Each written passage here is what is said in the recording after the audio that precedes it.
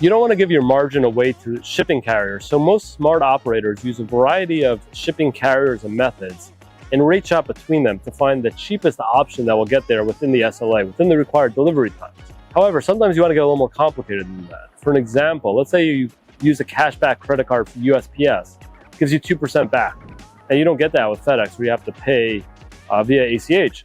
So you might say, if it's within 2%, I want to go with USPS. If it's 1% more for USPS, even though that's not technically cheaper, it's better for me. So I want to add a 2% discount basically to what USPS charges me. Another option will be, maybe you have DHL ground and you use that for your hazmat items. But for your non-hazmat orders that you want to ship via ground, you don't want to use the DHL ground method because it's too slow, even if it's the cheapest. So you want the cheapest method for this set of orders, excluding DHL ground. So that's available in ShipHero.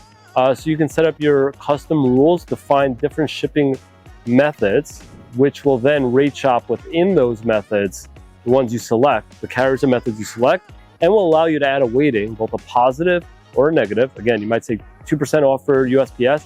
You might also say, on average, UPS hits me with 2% BS fees. I know it's going to happen. So I'm just going to say, add 2% to whatever the quote is.